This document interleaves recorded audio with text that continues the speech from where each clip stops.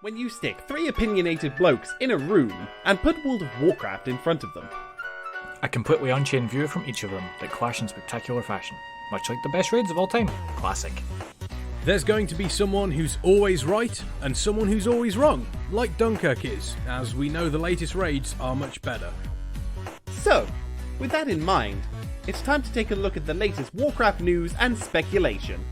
But be careful what you wish for, because You think you do, but you don't.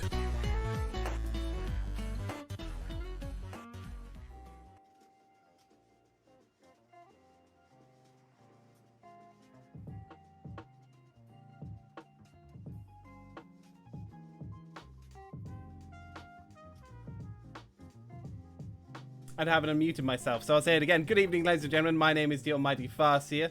This is You Think You Do, But You Don't, where the heat and the opinions are turned up to 11, especially today. I'm joined by Kexman, who has put himself off angle, and Dunkirk, who is currently consuming a fan. Again, because today is quite a scorcher, and hopefully it's going to be a scorcher of a show. How are you gentlemen doing, if I need to ask?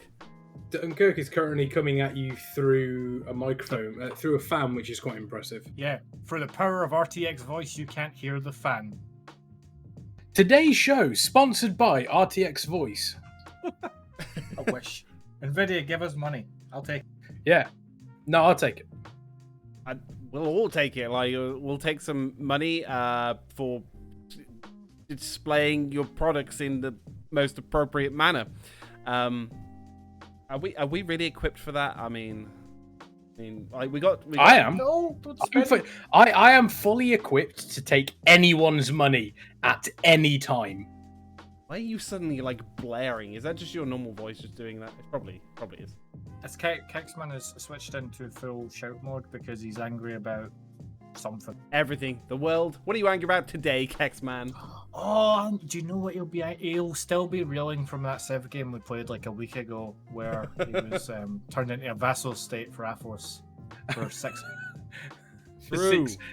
for 600 years. It wasn't even a vassal state either. It was kind of like, you know, when you see sort of like it's kind of like Gul'dan at the start of in the Warcraft film, not the start. There's a scene in, I think it's about halfway through the film, just after they've gone into Azeroth, and he's got a crippled, like, drained human next to him. And every so often, through the conversation, he's just kind of going, and, like, taking life energy from him. That was what Athelos was doing to me. Yes. Very descriptive. It's a good scene in the film. The Warcraft film is not a bad film. It is, though. It's a bad Warcraft film. That was never what I said. I would. Warcraft. No. The pacing my exact is sentence. terrible at the start of that film. It is terrible. So I guess our first topic has changed from what it was originally planned as to the Warcraft movie. Planned show topic. What? There's a question. Would anyone be interested in a Mystery Science Theater 3000 style watching of the Warcraft film with You Think You Do But You Don't, guys? Just us three, just watching it. Would that be something people would potentially be interested? That is a train wreck waiting to happen. Can I opt out of it? Nope. No. You have to watch the Warcraft film with us. We will chain you to the chair. You will have to watch it. We could release that as like a riff tracks type thing. Yeah. We could. And, you know, no demonetization, YouTube, because, yeah, we're reactions. We're reactions. Transformative. You don't upload the movie to YouTube first. Come on now. You just put the riff track on and then tell people to go and purchase the movie from somewhere and watch it in sync with the... You never watched the riff tracks? How can you tell people to purchase it if we've got nowhere to display our beautiful work? Our transformative content. Okay, our work isn't the Warcraft movie that we want them to purchase. I would... So here's the thing. Buy the Warcraft movie. Buy it? It isn't necessarily completely unwatchable. As Mango says, it is good fun, and the scenes with the orcs is generally they're good. I was just about to say it would have been drastically improved if it had just been orcs. Juiced orcs. Like it's just the clans uniting on Draenor, and then it ends with them going for Darkport. That I would have even. could have been good. That would have been if they'd have realistically, if they would have taken their time, it would have been a whole series. I mean, So they you took would from have had, like you said, the first one, you'd have had, like you said, Dunkirk, all the orcs kind of meeting on Draenor, heading through the Dark Portal. The second film you would have with all the humans leading up to that, and then the third film you would then have your orcs versus humans. So Yeah. I mean, you say take their time, but they announced the movie in like 2008. And didn't release it until 2016. There It's were a they took few their time. production problems along the way. Name one. Sam Raimi, I think that was one. Based on what, Farsi? Based on what? Let me just go pull it up here. Plagued with problems. The you say. pacing, the pacing was the biggest movie that the issue had. We're not even 5 minutes into the show and we can't even philatus our words correctly. No, we cannot philatus our words. I've never heard that word before ever, but congratulations, I learned a new word today. At some point, we will get you to sit down and watch Stargate SG-1. At some point, it's going to happen. No. We proper introduction to it. He has to start Film with Stargate first. 19. Yep. With Well, actually- Kurt Russell. No. We can watch them in chronological order. So first you watch Stargate Origins. Yeah. Right. Watch that. Then you watch the Kurt Russell movie. Then you watch SG-1, but forget that you watched the Kurt Russell movie because it doesn't really make as much sense as it thinks it does. And then just pretend that SG-1's where it starts. Then you watch Atlantis, and then you're finished. Perfect. It's kind of like playing watching Stargate SG-1 is very much like leveling through World of Warcraft. You're following the same story, but everything doesn't make sense because it's different compared to what it was. I'm here to answer Kexman's question of based on what? The Warcraft film was a quote political minefield unquote Kexman, and that is from PCGamesN.com. Ah yes, the famous movie news source, PC Games. Yeah. Yep, that's Their Hollywood reporting is that's the top tier. It's paramount. massive. It's massive. political It's well known. minefield is what they say. That's what I'm Yes. basing it on. Okay, so at some point we've got a couple of other topics. We'll move on from the film because The topics? it's apparently so. It's right next to. It's actually below me, right next to the Almighty Farseer. Oh yeah, they'll make it faster, yeah. He's there. It is one of those where the film has a. It's got its fans, it's got its haters, but at some point we will discuss the Warcraft film. We may even potentially do at some point we may actually do a sort of like watch along similar to Warcraft, similar to Mystery Science Theater. But yeah, the couple of things we've got today, the BFA PvP BAD.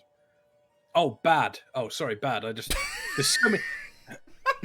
There's so many acronyms in that. I'd like to point out that was done deliberately. That sounds Yeah. that sounds exactly That like what was someone done. would say after they've read that. That's, No. I did that on purpose, I swear. If I you- read if you BAD.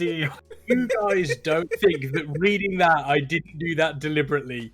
You have a severe lack of confidence in my comedic skills. Oh boy! Or If it was Farsier that had done it, Well, if it was Buzz Killington. Farsier either that, or you have a severe lack of a cortex, is why you read that way. But What does the character from Crash Bandicoot have to do with this, Foster?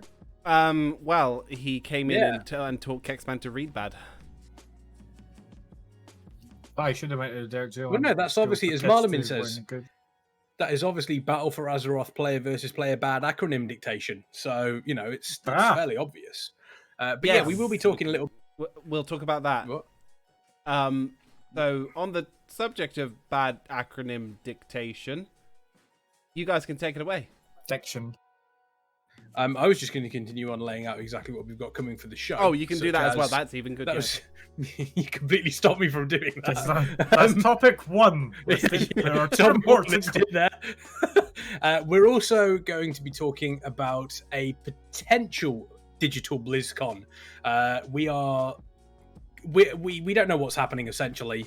The last thing we heard, they are still going full ahead with a physical BlizzCon. However, that could change tomorrow. It might not change for another couple of months. We just don't know. We've been speculating. We've been speculating, how is a digital BlizzCon going to look? Will it potentially be successful? And is it something that we could see more of in the future? And not only that, we're talking about laying claims, which is something that these two kind of want me to do, because I've been talking about it. For example, no. For example, who came up with the idea of thinking, those Vanthyr sure do look like them Dreadlords? Was it A, Taliesin, B, Kexman, or C, the man who's read Chronicles more than most? We'll find out about that later. I have a twist answer. Can we leave the twist answer till later? Keep people in suspense. No, I want it to be option D. Oh.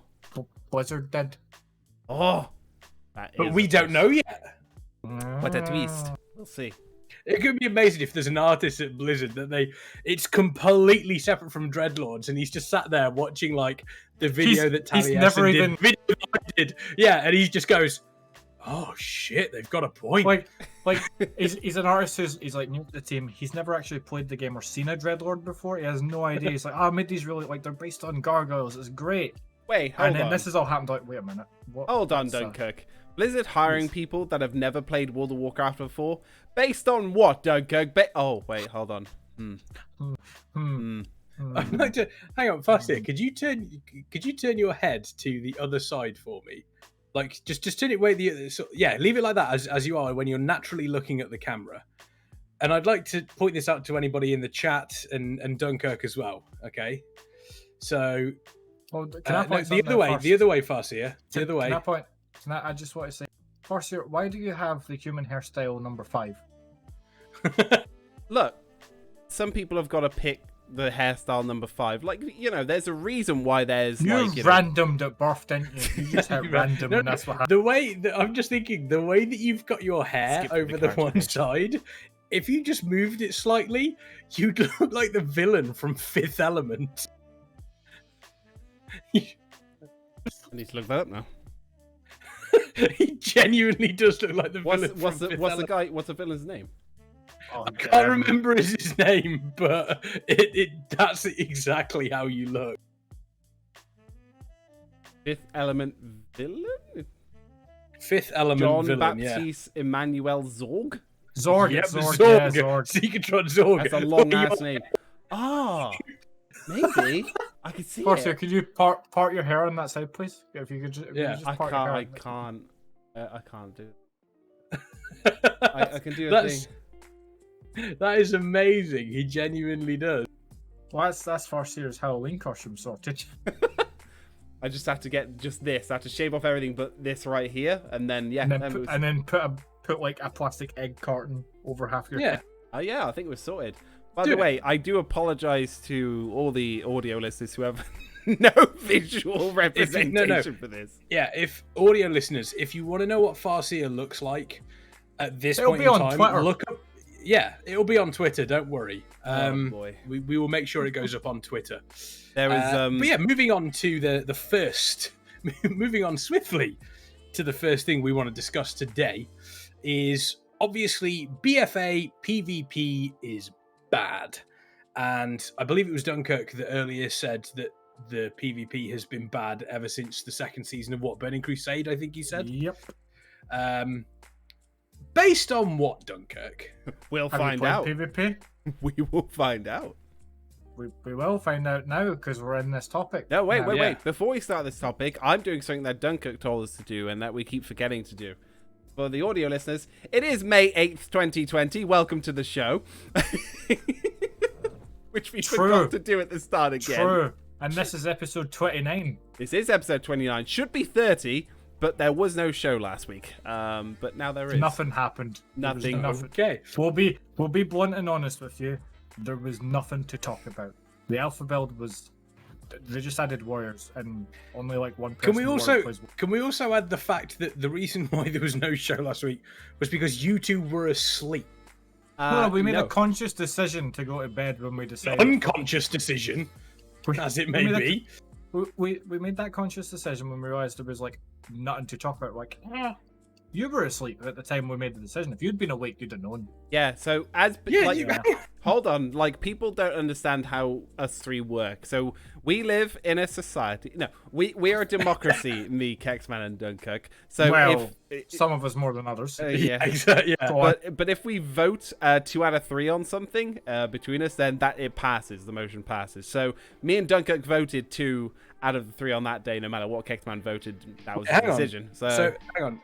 The way it works is if out of the 3 of us, if 2 of us vote against the 3rd, then the motion passes, yeah? Yeah. Is that what you're saying, okay? I think so, yes. That's how it's always been. Okay. I'd like to put a motion forward right now. All those in favour of Farseer no longer being a furry. Ooh. Nah, that's decision. Hold on. If that passes, we can then pass something about Kexman first. Oh, yeah, that's true. Okay. Withdraw the motion. I withdraw the motion. Do you know what I'd put? It's like, okay, all those in favour of Kexman being a furry.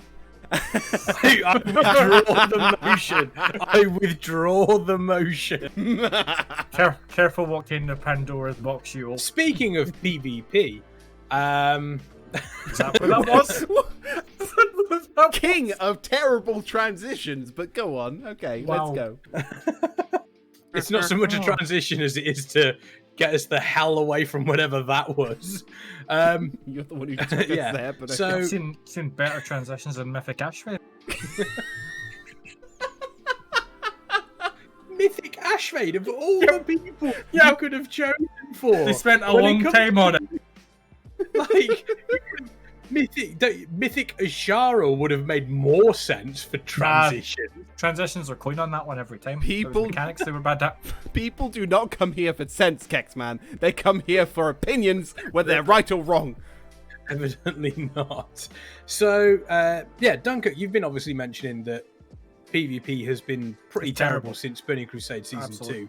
Garbage. What was it back in sort of like... So what do you think back in Vanilla WoW, back in the first season of Burning Crusade, what is it that made PvP better than what it is now, and how was it changed to make it so it fell off so quickly? So, this is stepping on the technical PvP guys' territory a little bit, but here's the list, right? So, removal of PvP vendors over years was bad. Removal of resilience after putting resilience in and then taking it out again and then putting it back in along with PvP power and then removing all that.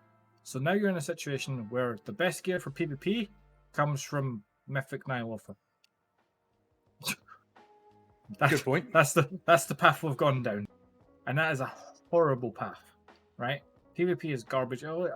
We've seen the clips of the current arena games where, like, not Echoing Void, the other one, the star one, Twilight Devastation. That's it. The beam. Yes, Twilight Devastation, yeah. Procs and instantly kills someone in an arena from full health. And it's like, that seems fair, balanced, and deal-withable. Blizzard accidentally let an anima affix from Torghast into the game early. Pretty much. Over time, they've slowly let more and more things get into PvP that have no business in PvP. Like, every class doesn't need a stun and an immunity and crowd control and, like, think about how long you can end up locked out of being able to actually play your character in a PvP game in this game. It's like, I guess I'll just take my hands off the keyboard for the next minute and a half because I've been hit with, like, a polymorph into this and then into that and then into this, and it's just, they're like, there's diminishing returns.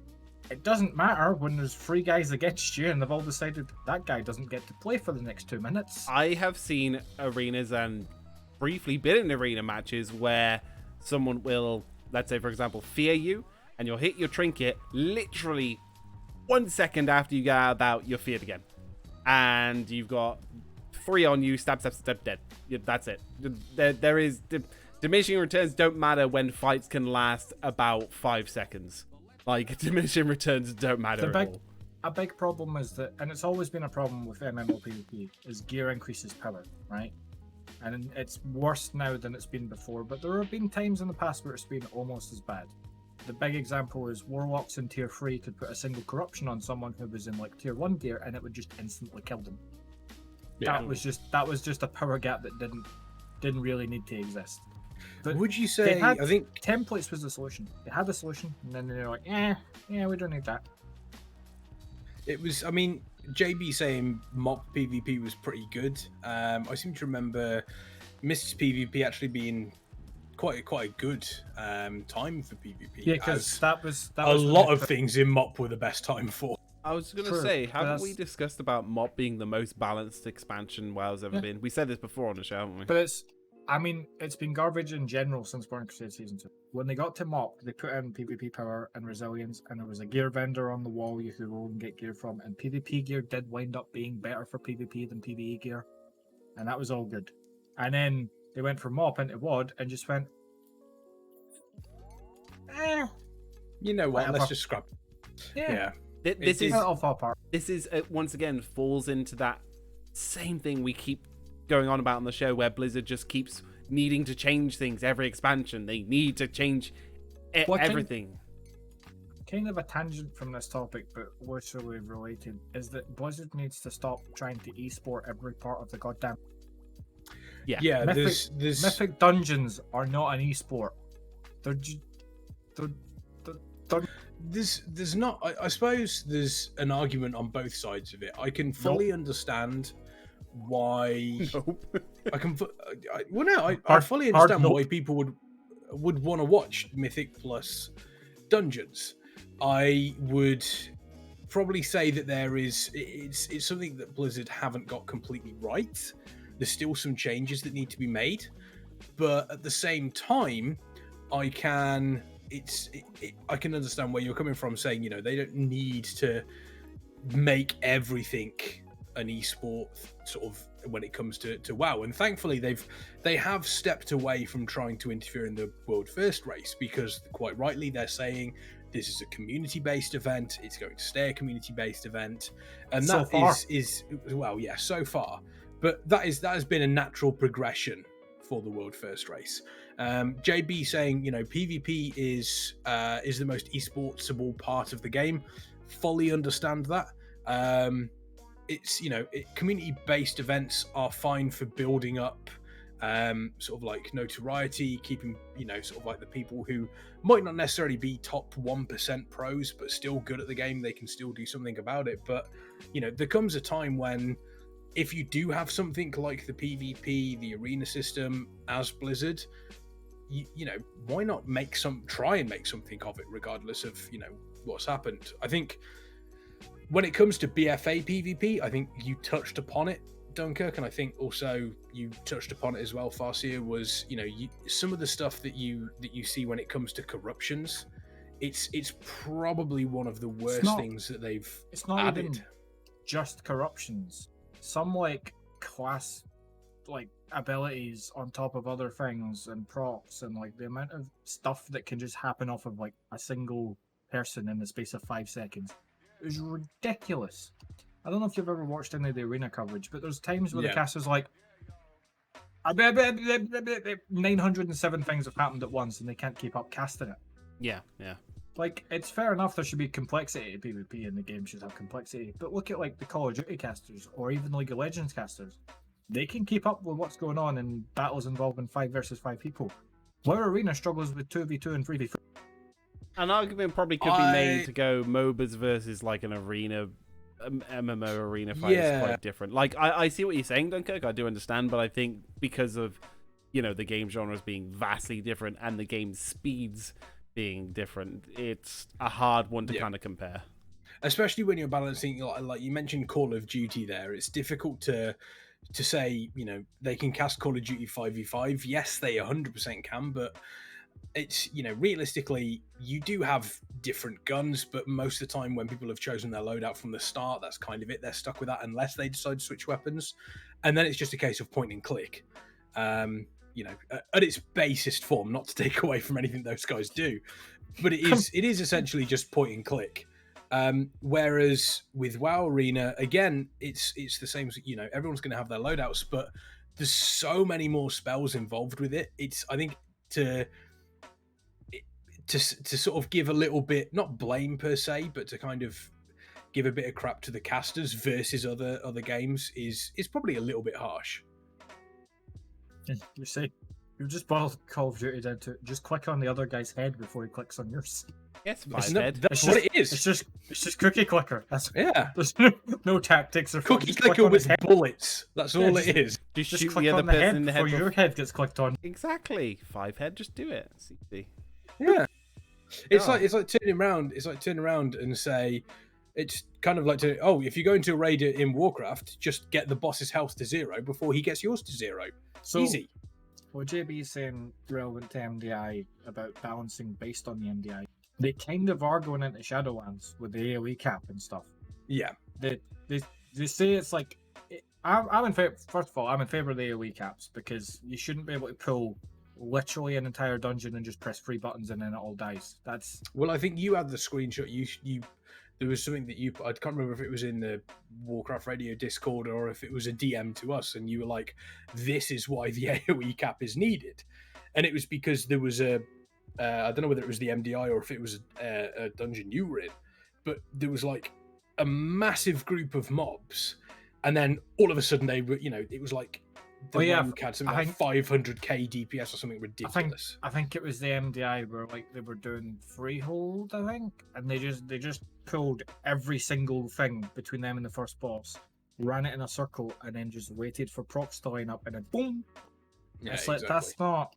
There's no challenge. Like if they want it as an esport, there's no challenge involved there. And then the boss mechanics are a joke. The bosses of dungeons are meant to be the hard bit, but in the end, like in Mythic Pluses, the bosses are just the loot pinata you get. Well, it depends. The semi-hard bit of trash. But it depends as well, because you've got that rotating weekly thing where you've either got Tyrannical, which makes the bosses hit a lot harder, gives them a lot more health. But it doesn't. But even the boss doing more damage and having more health still isn't enough to make up for the groups that they just stomp through it. Regardless. Oh, some bosses can do. Like, don't get me wrong, some bosses can do, but the groups that are stomping through it are a bit ridiculous. But even on the tyrannical settings, some of those bosses are, even to the top players in the MDI, are dangerous. The last boss of Tol Decor comes to mind. That boss can be especially dangerous, especially with some of the tactics we've got where they're pulling multiple sort of like obelisk bosses with the boss as well. But again, that's the thing. If they can pull that many bosses in one go and still, it's going to be clutch. And we're obviously talking about the top players, but it doesn't make for good viewing. And JB saying that he doesn't think the AoE and cleave separation is based on MDI, I would 100% disagree with that. Simply because, and kind of like Dunkirk says, it's not fun to watch a group get a bunch of people and then wipe them out, and then it's kind of over. The difference is, like, to play and pull loads of mobs and AoE them down in seconds can be fun and make you feel real. But for a spectator thing, it's like, And Blizzard traditionally have always put fun first. Now they're like, this isn't very watchable, or this makes this too trivial. Even if it was more fun this way, but they're changing. I'm in favor of it because, like I said, it takes seconds to wipe out entire dungeons worth of trash. It's like, what's the point of the mythic bosses having that? Oh, you have to fit 100% of the trash and the target thing when you can do that in one pull. No, I mean Sorry. It's just quickly, just speaking in the way of them progressing in that way, from what we've already seen in Shadowlands Alpha, it already feels like that in the world and in Torghast. So when you're leveling, if you pull too many mobs, you're dead. Like, they are going to just beat the crap into you and you're going to die. And good. That's how it should feel. Like, WoW currently feels as though you can pull everything. You're like, just take a bit long to kill him. But especially myself on my Shaman, when I'm going through Revendreth, for example, or Torghast, if I'm pulling, when I see like it's usually the hounds and the hound masters, because obviously they get that buff which increases their damage output by a lot. I usually usually. I usually hex one of them before I kill the other because, you know, it's going to happen. And the same with Torgash. You'll usually go, okay, I'm not going to pull those 3 knights because they're literally going to destroy me. Let's crowd control some. Let's, like, think about how we're going to do this. And, yeah, I think that's it's a good way to move forward. The one going from BFA, sort of the one thing I've noticed with the 5-mans, because we've only had 2 5-mans so far. We've had Halls of Atonement and we've had Necrotic Wake. Necrotic Wake is don't get me started on that. Necrotic Wake is the first sort of like leveling dungeon, relatively easy. And then you have Halls of Atonement, which is kind of probably one of the last leveling dungeons you'll do, around sort of like 57, 58. I think it is the last leveling dungeon you unlock. Yeah. But one thing I've noticed, and it's been pointed out by a couple of people on Twitter, especially some of the MDI guys. It's interesting to note that both of the dungeons seem to have fairly open areas at the start. And then it kind of goes into a much more linear thing at the end, where you're kind of following one thing. But it's interesting to say that they have nowhere near the same amount of trash that the BFA places do. You think of Freehold. Freehold is pretty open across the entire thing, but there is so much trash in that place.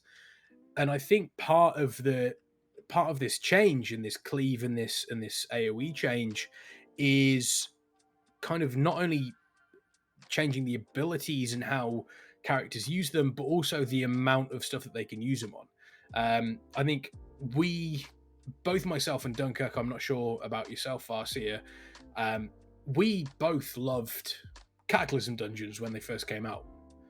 I mean, you remember Grim Batol, Dunkirk, and he suddenly looks getting PTSD flashbacks. He's talking, but I don't hear him. Like, no, the I can't hear him. launcher just popped up and was like, Shadowlands Alpha update available, and I'm like, yeah, Marlamin tweeted about that. So, Apparently there is a build? There's a build out, but it's 109 megs? Mm-hmm. I don't know. We'll see. So what you're saying, Kex, as well, with like a lot less trash in the dungeons, is Blizzard maybe looking at quality over quantity when it comes to trash and mobs and everything in the dungeons? Well, yeah, I suppose it comes from, I mean, Cataclysm back in the day when the dungeons first came out was very much a case of that. It was, some of them were a bit clogged with trash, but they had, like Grim Batol, you could clear a lot of it with the dragons, but it was definitely more a case of you were very aware of what you were pulling, whereas now it's more a case of, instead of being aware of what you're pulling, you're aware of what your cooldowns are, which is not a good way to play the game. I would say that the way they've changed it, and to make the MDI potentially a little bit more watchable, is we have less trash, but because we have less trash, it means that they can do slightly nastier things. Case in point, in Necrotic Wake, you have the start. There's they're not necromancers, they're like wizards, and they do the AoE rain. And they're wizards, Harry. They're wizards, but they tend to have like an AoE rain that you can't interrupt, you can't stun the mobs, so it stands to reason that because of that reason, it's almost like a bit of a, I don't know whether a gear check would be the right term, but it's a check to make sure you can handle that and get through the rest of the dungeon. Brain check. Yeah, potentially. And again, I'd like to see them continue that. I think that would be really nice, having these areas where, it's, again, there's not a whole lot of trash in there, but the trash that is in there, you've got to be careful of. Again, instead of going, what cooldowns do I have available to burn this trash down? What trash have we got that we can burn down?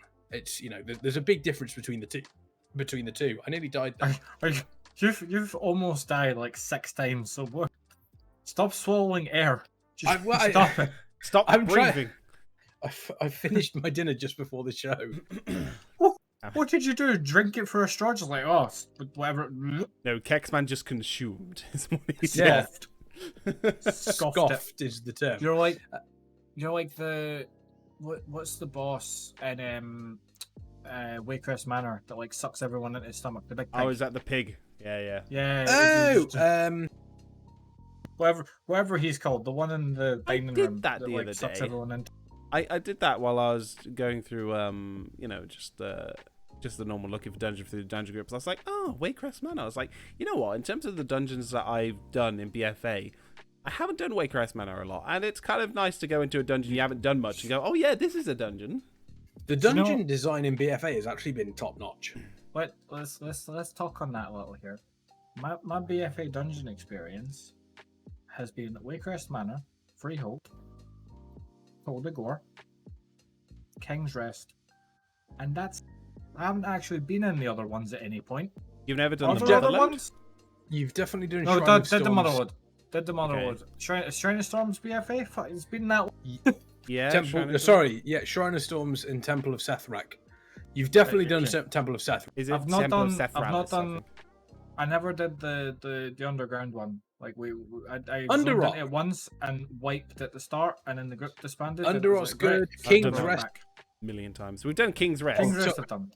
No, let's JB. Why would you do that? Why would you bring up Tol de Gore during Sanguine Week? Why would you do that? Also, you've done Mechagon. Yeah, it took us 4 hours, but we've done Mechagon. That's true. Mechagon. So it took us less time to do Karazhan. Yeah, Think about that. legitimately. Karazhan was harder. I enjoyed Mechagon. I want to do it Karazhan had more. way harder fights than Mechagon. Karazhan is Mechagon is not a difficult instance by any stretch of the imagination. It's good. It's a very, very good dungeon. It's just painful. By the way, as we talked about, when you say one of the best dungeons ever, Mango, do you mean as in Mechagon? Is that what you're referring to, or Karazhan? Speaking of dungeons, by the way, guys, in about 25 minutes, a new dungeon will be popping up on the Warcraft Radio YouTube channel. The Halls of Atonement. Look out for that one. Don't you mean an hour and 25 minutes? Yes. Yeah. So at the end of the show, we will have another video up on YouTube. But yeah, Mechagon is one of the best dungeons, and I think BFA has done a lot of very weird things. Kind of going back to the PvP discussion, the dungeons themselves, I think they were well designed. I thoroughly enjoyed them. The zones were, whilst some of them you didn't quite get the whole story because of the war campaign, but the zones look nice. The music's good. The music is always good. Kol Tiras was made much better than Zandalar.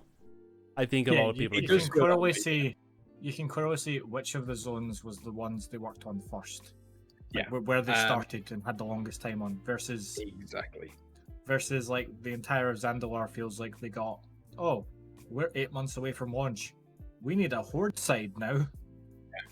BFA would have, if they'd have taken, like, it almost seems as though they do something good. So, for example, they did the Horrific Visions, which a lot of people were interested in, and a lot of people still seem to enjoy, because when you've got 5 masks on, it does become a little bit of a challenge. They do something like that, but then they also just turn around and shoot themselves in the foot completely by doing something like Corruption. And Corruption in PvP is even worse. It looked good.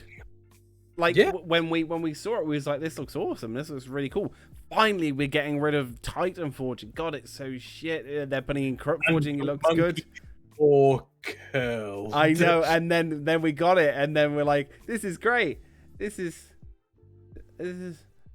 Oh God. Oh no. Oh God, no. PvP. Yeah. Oh no. It's 30 tanks console can do Mythic now. Oh no, their DPS was all. You say that, JB. You say that, but if you actually go to the Warcraft Radio interview with Ian when they're talking about Corruption, he seems to be quite, he seems to be quite happy with it. Shall we go back to the interview when he introduced it and how confident he was? Well, you go to the interview with Athalas that is on the Warcraft Radio YouTube. I know, but Farseer is making reference to the part at the start of it where he's like, we think corruption's a really good system. Yeah, when he introduces, like, Have you this seen- is Enzarth, have and you this seen is the- corruption system.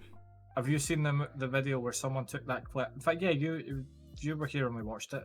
They took Yes. the clip of I mean, being yeah. saying the corruption's great, and then the next thing was just music playing and fucking, what's it called? I keep forgetting the name. Twilight Devastation. Twilight Devastation from like 0 to like 1.9 million damage in like a second and a half. Ian's sitting in a It's room with fire around him. painful. This is fine. This is fine. It's kind of one of those. Like I said, it's one of those situations where everyone was happy Titan Fortune was going, but we just didn't realize how bad it was going to be, and it was almost as if the knock-on effect wasn't. And there might have been a couple of people that mentioned it in the community, but the knock-on effect wasn't really noticeable when it was announced. People were like, okay, this sounds cool. And then it was like, oh, hang on, it's on BOE gear. Hang on a minute, people are buying BOE gear for millions off the auction house. Oh no. And it just went downhill from there. Did Method release how much in debt they went this tier? Because I know they did for the Azara tier, and there wasn't best in slot BOEs for the Azara tier. So The funny thing is, they didn't release how quickly they were in debt. But what they did say, and I think it was either Yosh or Scripe that mentioned it, but they basically said, yeah, we went massively into debt for the raid, but we have made more back after the fact, doing like raid, like offering raid Carries. boosts and such. Yeah, exactly. So it's you know what? Topic to add, Farseer. Topic to add. Raid boosts. Well, yeah, I'll definitely put that in. But I'm like, when you say they're in debt, I'm like, what? Did they borrow from the Imperial Bank of Blizzard? Where they... So what they did is they borrowed money off of like any guild and anyone that would give them money, like gold, and they bought WoW tokens with real money and they converted it to gold, and they just funneled as much possible into gold. They're like, they have entire guilds that they now owe so much gold to. Gallywix community. Yeah, that's how they get Legitimate. It's a Discord. Yeah, that's how they get the money back. But so they borrowed as much gold as possible from everywhere that would give them it, right? Like they would take donations on their streams, but you'll give us gold if you want. Well, like Asmongold does. It just sits in the bank and then this bag fills up with gold. And if somebody, and I think it's important to note, if somebody turns around and goes, I want to give these guys 1 million gold, okay, there's nothing you can, if they want to support them that way, that's fine. It's arguably more useful to them than like a Twitch sub, which you can do if you have Twitch Prime, by the way.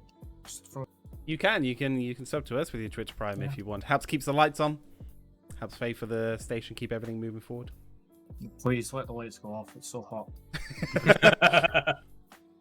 In this case. But no, it is one of those kind of, and that's kind of how that works. So they do, and it's also not a case of monetary debt. Like, so for example, someone will turn around and say, right, okay, I'll give you 2 million gold now. I'd love to be one of the first people to get a boost from you with the Mythic Mount, for example. So they'll be trading gold for, again, a raid boost or something along those lines. And it's important to note, this isn't just Method that do this. Pretty much every single top guild will do it. Our guild does boosts for Gallywix as well, Kex. Novella does boosts on Gallywix. Like, yeah, they do. Every guild that's capable of clearing content of any level that can do it with like 4 members out will do it, and they'll make gold. It's important to note as well, I think they mentioned it towards the tail end of the World First race. They had one of the casters who was in with Complexity Limit was basically the auction house workhorse for Limit. So what they would do is they would essentially have a Discord channel. They say, if these specific items drop with this specific corruption, let me know and I will buy it off you. And it kind of works as I don't know whether a market is the right word, but they would 100% just be like, if this drops, give it to me. There should never have been BOEs with corruption on them. BOEs are fine, but they shouldn't have had corruption on them. That's a step too far. Like, or if it procced the corruption, it should have made it soulbound, like that, because they're too powerful, and it ruined, massively so. ruined PvE with that. But then it meant that PvPers could buy that as well, and then that Which in seeped turn into PvP. ruined PvP. Yeah, so it kind of ruined the whole. This patch ruined the game. That's my hot take. It's really odd in that it introduced some good things, like the visions were really quite Passable. in depth. They had a lot of stuff you could do. There, I think the fact that they had some of the older zones were taken over, I think was quite cool. Meant you went back to those zones, and there was some interesting things. Counterpoint to that, I don't like going back and revisiting old zones again. You I'm don't sick like of the going back. sight of some. No, I didn't say it. That's exactly what I said, Kexman. Well done. You Speaking listened. Well of done. going back and revisiting old zones, we really have beaten BFA to death on our opinions of it. Like, I'm pretty sure we've covered corruption before and already said this before. It's true, but it is just that terrible. Yeah. It is something that you bring up. Yeah, of course. Yeah, welcome to episode 29 of You Think BFA is Good, but You're Wrong. I mean, look, as I see it, Battle for Azeroth started out bad because the Azeroth system was broken, and then they sort of fixed it when, Rise of Azara came in, and then they broke it again when Corruption came in. So BFA went bad, okay, bad. Like, so overall, people should not be surprised when they say, yeah, no, it's a terrible expansion. And like Marla points out, we could be going to the ice ground for the pre-patch. Like, a pre-patch event's fine, but spending literal months with your current content being zones, like especially Vale, like how many times have we been sent to the Vale to do? It was the main thing twice in MOP. That was horrible. Like 3 times, because there was the other quest line for the Kasserang stuff down bottom that's taking into Vale to finish stuff there before Garrosh did his thing with the heart. And then Sage of Orgrimmar was obviously. Vale, I just don't like Vale, right? I don't like Vale, and no one has ever liked Oldham because it's just covered in sand. I liked Oldham. What? It's covered in sand. And sand's it's rough, it's hot, it's coarse, like I said. I mean, it does. True. Oldham had great potential with its like Stargate themed pyramids. It's like, oh, well, this could be loads of reference, and then the entire quest line is just Harrison Jones. It's like, yeah. Oldham is.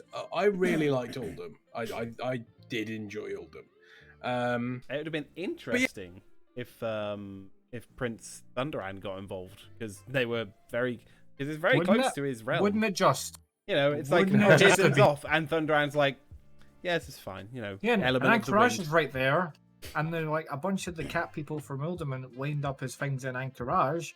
Oh, it would have been great if they'd used all that stuff. And like the undead destroyers that you have in Warcraft 3 are things from Oldham. It's almost as if there was so much potential for that zone, and they just decided, nah, it's going to be a meme quest for Harrison. I tell you what the biggest problem Nazis. is. I tell you what the biggest problem is. Blizzard takes really huge elements, like in Zoth, the Black Empire, and everything. You think, oh, this is world-changing, this is worth an expansion, this is huge. And they're like, yeah, 2 zones. Not even 2 new zones. You're not getting new, it's just, yeah, 2 zones repainted for basically the same. Yeah, like, so you think Argus it's going to be was huge. 3 new zones. Think about it. Argus was 3 entire new zones when you break it down. Even then, a lot of people, and myself included, thought, well, Argus is a planet. You think, geez, that's worth an expansion, right? It's a whole other planet. Argus is supposed to be bigger than Azeroth. No, because we did what we had to do when we were. Excuse me, now Argus isn't a planet. It's the first Titan. Anyway, but what I was saying is that they take huge things. And Dunkirk's departing. And you think that, oh, they're going to make it really big, and then they don't. It's sort of like when you read the books, and you're like, oh, there's all this lore and all this story that happened. Where was it in game? Same thing with when they put in patches and whatever. You think, oh, there's this really huge elements of Black Empire and the world changing. Think, oh, is that it?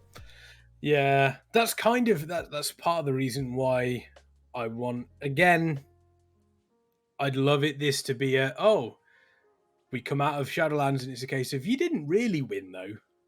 But whether or not that will happen, I don't Yeah, know. I doubt it. But Hopefully it does though. That would You, kind of be nice. you okay there, Dunkirk? Is everything all right? First of all, how dare you, Kix? How dare you? How dare you? You get your pseudo lore out of here. Yeah, you haven't read Chronicles more than most. The fuck. You can't the make that first prediction. Titan. Oh. I think we fully understand that PvP is the BFA PvP is probably the worst that it's been for a long time. But kind of one thing that has come up during this discussion that we've added on is raid boosts, and specifically the chat spam. I'm so sick of looking. You can log into the game right now. Go and look at the trade chat with switch off your bad boy add-ons or anything like that filters out the normal sort of gold spam, etc. Right? And just look at the trade chat. It's moving, especially on the busier servers. It's moving like a message every 3 seconds with boost Gallywix community, Sylvanas boosting community, blah blah blah, boosting boost. Stop it. Yeah. Everyone knows you exist. And then you shift quick them to see it's like level 20 Orc Warrior Endurator. What? Isn't they that bots? rules? They can't be bots because then they would be banned. But I'm pretty sure we both it's dodgy. It's dodgy. when you were there and when I was there, Dunkirk, we had rules where it's just like, hey, if a person's spamming so many times in such amount of time, they should be reported. And should be It's not. But I mean, it's not the case so many times. They could be spamming. Just so many people doing it. Yeah, it could be once every 3 minutes, which realistically is a lot, but I wouldn't necessarily consider. There's times 400 people doing it at once. And it's but if you've got once every 3 minutes times 40, it changes things slightly. Yeah. The trade chat channels are completely unusable until you go and download an add-on. To filter it out, which. That's ridiculous. And it is boosting, and it's not. It's mythic dungeon boosting, it's raid boosting, and there's nothing wrong necessarily with boosting. It's boosting has been around. Yeah, boosting has been around for years. But you can look at a classic server and you'll see want to sell Mara boost, right? That's the thing that happens on classic. But it's like one guy who just does it. He says, "Yeah, I'll boost your ults. You'll get some XP and get a level an hour or whatever." That's pretty good. Then you go to retail WoW, and it's like every 3 seconds there are a million boosts. And then if you look in the looking for group tool, and you're like, "Oh, I've just hit 120. I've got the gear level. I want to try normal Nihilotha. Let me just search for a Nihilotha group." You type Nihilotha in there, or you filter to it, sorry, and it's just boost. Oh, it's gone. Well, let's put this to the test. I'm going to boot up my Warcraft now, and I'm going to go into. I'm in Zandalar, so I should get some trade chat stuff. So we'll see how quickly the trade chat's moving, and I'll also go into the Mythic. I'll go into the Mythic sort of looking for group, and see how many people are looking for group on raids, how many people are doing it on dungeons, and it will always say the same thing as well. We'll accept your gold wherever and do all this and. Again, I'm not against boosting. What I am against is the massive amount of... It's getting to the level of gold sellers now. Yeah. It's kind of like gold sellers. I miss seeing gold selling spam being the only spam I had to deal with in trade chat. Back in the day, I was like, oh, there's a guy selling gold. You buy gold now? Nope. Do you guys remember? And I don't know how long ago. No, it wasn't that. the corpses were a thing, yes. But do you guys remember when gold spammers used to, let's say spammers, but they used to make a level 1 in the Valley of Trials, run it to Orgrimmar, spam the message a few times, and then you see it log out. And then you see it happen again and again throughout the day. Yep. I remember that. Yeah, there was them being banned and kicked off servers. But you used to get the corpses pet. Look, at this rate, I feel like we're a couple of weeks away from walking into Orgrimmar and seeing floating corpses spilling out Gallywix. That's what it feels like. Yeah. So pre-made groups, raids. Let's find a group here. So first thing, so literally the first one, want to sell Nihilotha Mythic Plus. This one is selling Mythic Plus Nihilotha gear ×5 max vision, 20% discount and personal gift. Well, you can do? Send you a card? Well, I don't know. It gives you a personal gift. It's like a loot box. If you spend 1 million gold, you'll get a mystery gift. Could What's be in the anything. box? This is even worse. Use discount code START and save 20% on your order. They're using discount codes now. What? Yeah. It's too much. I don't understand. So in the Boosting's always been a thing, but it's so bad. So I've got 1, 2, 3, 4, 5, 6, 7. So in the first 7, 4 of them are selling a raid boost. It's over 50%. Over 50% of the first 7. You keep scrolling down, and then you get to the ones that aren't selling, that are just looking for group. But it seems odd that it puts those ones first at the top. Yeah, Brad says you're a player who just wants to find a group for the first time ever. You go in it and you look, and it's like, oh, want to sell, want to sell, want to sell, want to sell. Oh, there's one. Oh no, that one's full now. Oh, Rav says use discount code VPN for 70% off your NordVPN purchase. I'm half expecting to see get your raid boost now, sponsored by Raid Shadow Legends. You know what? It might. And Mango just said, try Raid Shadow Stop Legends. it! Stop it! Don't give them free advertising, you fools. They pay like 50 grand a month. Why would you give them that for free? So There's Raid one. Shadow Legends, if you're watching. God damn. If you're watching, stay away. The game is trash. It's utter garbage. It's not a game. Been told. But again, it's probably out of I don't know how many groups are listed here, but out of all of them, you've probably got about 20% of them are all selling boost, and that's just for raids. 20% all slow day.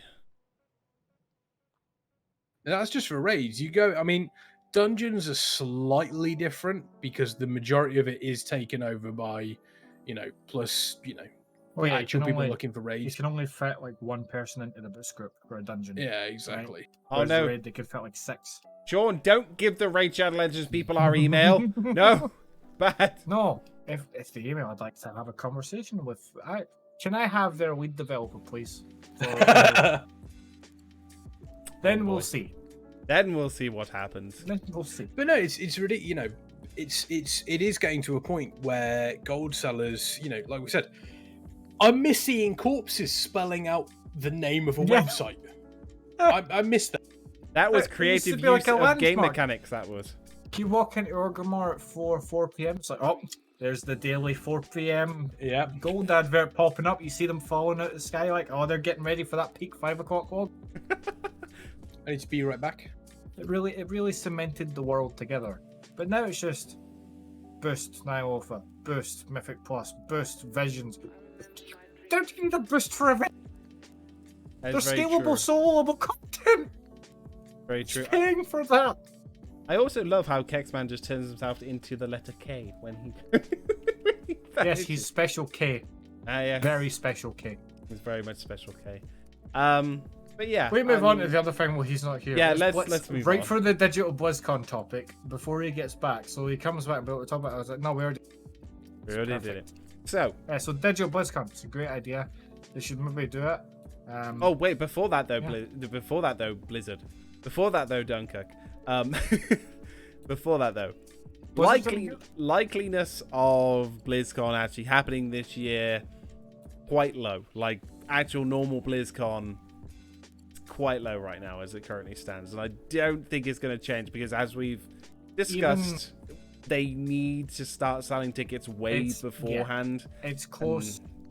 It's too close. It's getting too close now. It's at the point now where like people who've got the funds set aside for BlizzCon yearly, right, are looking at those funds. They're looking at the current like quarantine situation and being like, if it's not going to happen, like that's like $1,000 to $2,000 of cash that can be freed up for other things right now. That they can afford it. During this current That clarity would be nice to know, so that during they this know. current climate, $2,000. Are games my priority right now and conventions? Well, I mean, the American stimulus thing was $2,000 a pop, so Basically, the True. American government bought a BlizzCon trip for everyone. But That's what it was. The BlizzCon stimulus package. But not only is it, tickets need to be sold earlier, ahead of time. No one's sure about what's going to be happening during the time of BlizzCon yet. And so social distancing in the Anaheim Convention Center would be impossible. Exactly, Yes. and that's also a 50,000 people will stay 2 meters apart. You'd be halfway down the freeway in downtown LA with that sort of distancing. Not only that, could you imagine social distancing in the Marriott lobby? Just Yeah.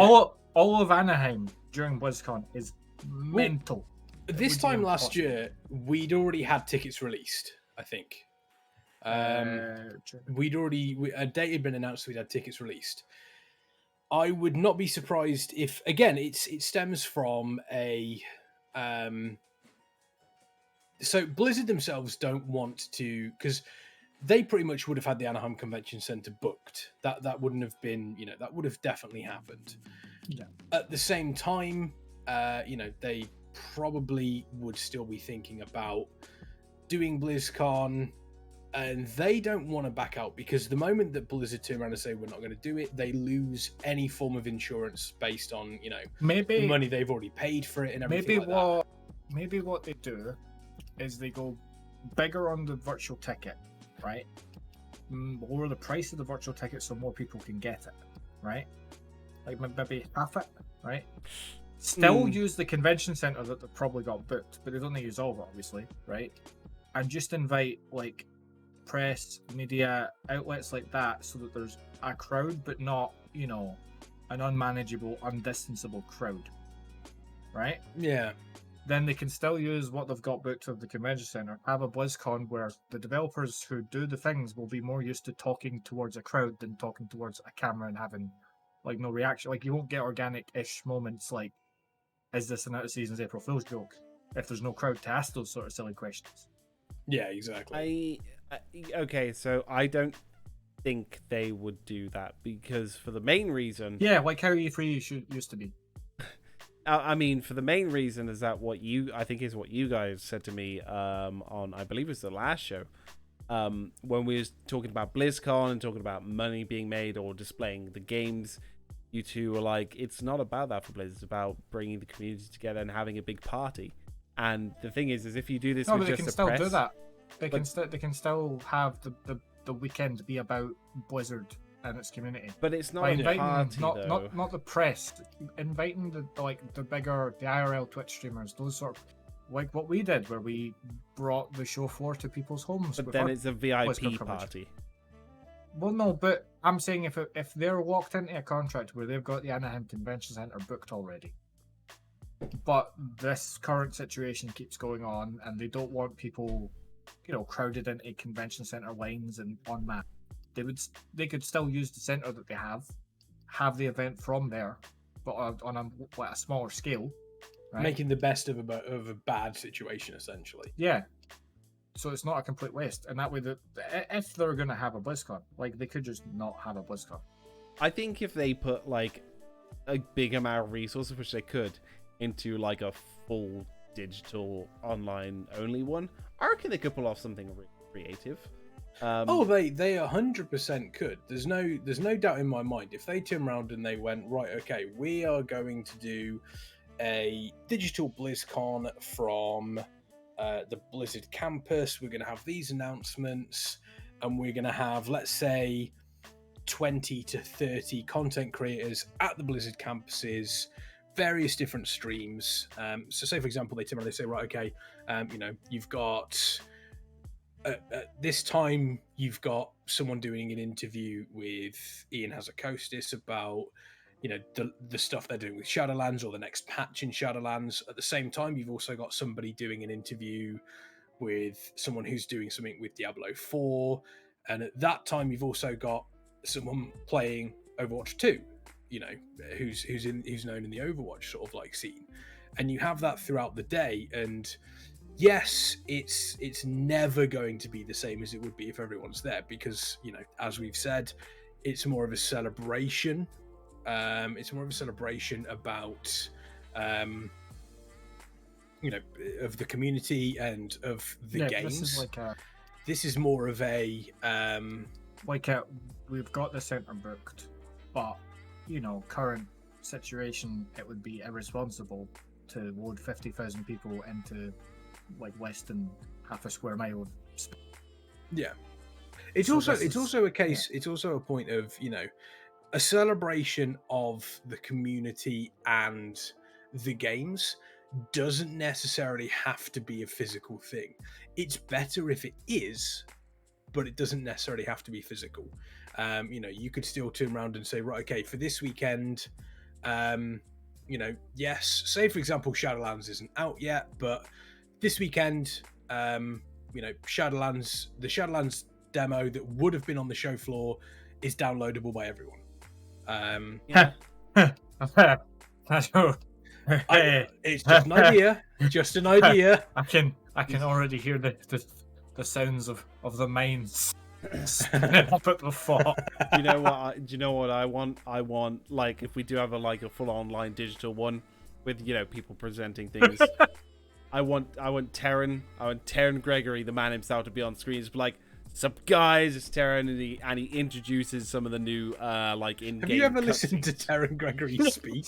Yes, sup guys, it's your boy TG. It's your boy, literally Metzen. No, I'm calling it now. BlizzCon 2020, all digital, hosted by Asmongold. Give it to us, Blizzard, you cowards. Give it to us. Every single panel just opens. Just every. Yeah, no. Do you know what? It's only fair. They've let Taliesin and Evitil do the Q&A. They've let Jesse Cox do the Q&A. It's only fair. Let Asmongold do the let Asmongold. Every single question. Sup, it's your boy, Asmongold. Do you think my hair looks okay? Yes / no. Coming at you with another question about war. Someone turns around and asks a question, and Asmongold just goes full on rap god at them. Like that. Who wouldn't want to see? So this a little off topic, but I don't know if you've ever watched him reacting to Q&As. Right? Yeah. When he reacted, and he listened to the questions, and he, genuinely speaking, Asmongold will say the things about people's questions that they choose to answer sometimes, where it's like, that is a dumb fucking question. Why? He's not afraid to say. I could see him do that on stage. Someone comes like, I just want to know why dwarves can't have beards as women. And I'll just be like, sit the fuck down, that's stupid. You know what? He would turn around to devs and be like, don't answer that. That's fucking stupid. Go away. Go away now. Go sit down. You can tell it. It's like, next person, get up here. Hurry up. Give him a list of like actual questions, right? And then with a stupid question, but don't answer that shit. Answer this one. Like, tell me, you know, we joke, but I would 100% love to see. I'd watch the hell out of it, but I'd love to see something like, instead of having, you know, you could have an episode of Allcraft where you've got Asmongold, Rich Campbell. You know, Allcraft is a fantastic show. It's great fun to watch. The recent one they had with Noble was brilliant. I would love to see an Allcraft episode where you've got, you know, Rich, Asmongold, and like Alex Afrasiabi. You know what? That would be fantastic. I want to see. You know, I want to see after the Q&A is done. As I was like, okay, it's back to the desk. Cuts back across his S-Fan there, just eating Doritos, like just in his Murloc costume. But again, that's part. That would be incredible. You know, I mean, it would be nothing against the current DirecTV hosts that they use, right? They've been doing it for years, and they're good at their job. But it would be a nice change of pace from going from what seems like, it feels like you're watching an ESPN broadcast at times, watching a virtual ticket. It'd be a nice change of pace from that to just S-Fan sat there like this. Recognizable faces. Like, it would, yeah. I mean, the people who currently do it were at some point recognizable faces in the community, right? Like, I mean, they Alex still Albrecht used. Because virtual ticket. But I mean, like Alex Albrecht used to do. Can't remember the name of the show. It was a show where him and like 5 guys. It was a bit like Funhouse, but for WoW Dungeons. Yeah. I think it was. But no, it'd be stuff like that would definitely be. Oh yeah. And funny as it sounds, it would almost be more of a community feel than anything else. Also, And- Sean says virtual ticket run by Farsi. Yes, I'd put S-Fan on the costume No. contest. He would be the best judge. Oh, S-Fan on the costume contest would be okay. See? Here we go. We're See? gonna build Yes. our perfect BlizzCon. Director Farsi. digitally. Bring back So- the song contest so Sif can Yep. have his starships cover. Yep. Okay. Here we go. So number one, who do you have in your opening ceremony? Oh, so who's presenting?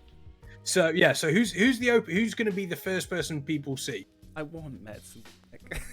I just want Metzen back. Metzen would be perfect. Metzen would be perfect. Uh, So okay, we'll go with Metzen as the open. The first thing you've He'll got do it. is we'll do a Warcraft BlizzCon, obviously. You've got your first panel, which is a what's next for Shadowlands. Yeah, obviously you're going to have Ian has a Costis there. You might have some of the story guys there. Afra Siabi might be there. All that sort of stuff. Who's the host of that though? Who's going to be your main host for that?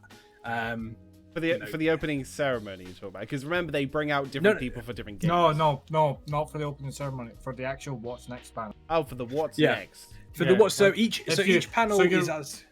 I get what Kick's saying. He wants each panel hosted by like a community figure. So a bit like how the Q&A was exactly. done before. I want Pride to be head of like the Warcraft Reforged one, so when the camera pans over to him, he's just doing this. Just angry the Yeah. entire time. I just want it just for the rage. But Be perfect. who would you have as Shadowlands, or what's next in Shadowlands, or if they, God forbid, they do another expansion this soon? Who would be the host of that? What content creator would you like to see? And like legit, no memeing on this one. Legit, who would you want to see? What's next in Because Shadowlands? I'd honestly love to see Taliesin. Yeah, Taliesin and Evertel do that. They'd have a good energy for that. Yeah, true. Yeah. And I then get it. I want to sort of skip to another WoW, like the WoW Q&A. Have Preach host it.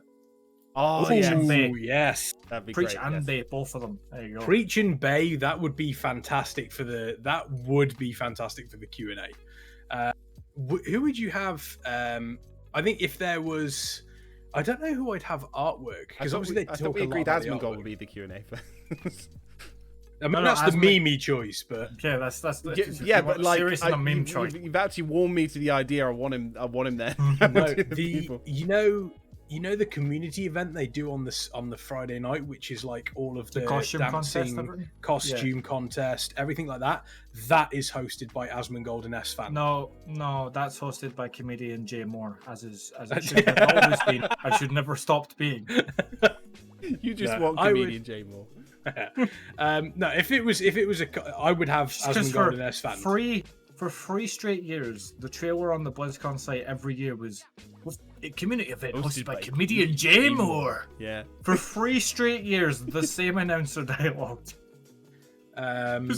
What different else? clips, same thing. Would you go as far if they had a lore panel? Would you have that hosted by Belial? And No, that's Noble. that's a Noble. legit question. No, Noble. Noble. Yeah. Noble, hands down Noble. Okay. Because although I suppose, if it's a lore panel, it would be Noble answering more of the questions than the devs know the answers to.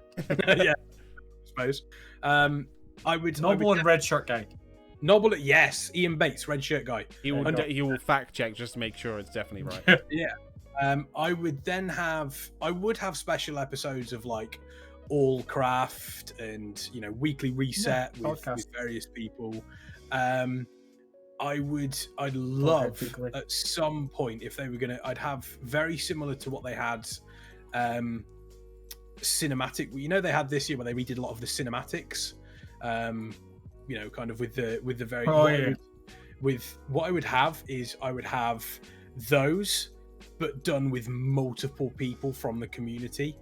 So you would have the Reckoning cinematic where you've got, for example, No, you've I got prefer. Stu playing Garrosh or something like, Saurfang or something like that.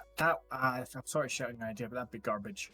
I would prefer if they took an idea they used at the BlizzCon last year, where they had the Overwatch characters do each other's lines. in character. Oh yeah, that was good. Yeah. Have the Overwatch voice actors doing dubs for WoW cinematics in character. Oh, that Considering some of them cross over as well, that they already do most of the voice. Yeah, just have, for some reason, have a cinematic with Black Hand in it, but then so you've got Darren DePaul, and then let's have Anduin be like McCree. God. God, that no. being said, though, if you kind of had like the cinematics team up on stage talking about all that, myself and Kexman, of course, we have to sit there and talk. We have to interview them. We would. Yeah. Why would? Okay. Okay. Because fine. we sit on stage and just nerd out about the cinematics. No. Like, No, we don't want that. Great. No, you don't want that. We've seen what happens when interviews go Giggles like removed. that, Farsi. No. Giggles removed. No, because we don't giggle. We're serious here. Based on what? Based Right now, this moment. Don't laugh. I would quite like, on a serious note, for a digital Blizzcon, if they did it, I would quite like them to properly do like the WoW engineering panel and like world building panels, but they're at the campus with the actual tech they have and the office setup that they're used to, properly doing it. Like, instead of, we've got a 1 hour panel to do this thing, give them like 6 hours. It's like an all day running panel where it's like build a zone and you can just tune in and out of it throughout the day and see where they are with it. Sorry to disrupt. I've just seen on Twitter. I don't know whether you've noticed, but one of the tools that they've managed to find him or use him in Wowhead is like a height sort of measurement thing, where they can quote unquote accurately measure the height of character models in sort of like real world size. And so in your head, how tall do you realistically think Anduin is in feet? If you were to place Anduin at a height, how would you imagine I'd say he's how high about he Like 5'9". Yeah, between 5'8" and 6 foot. 5'8", yeah. He's actually 6 foot, nearly 6'8". He's taller than me.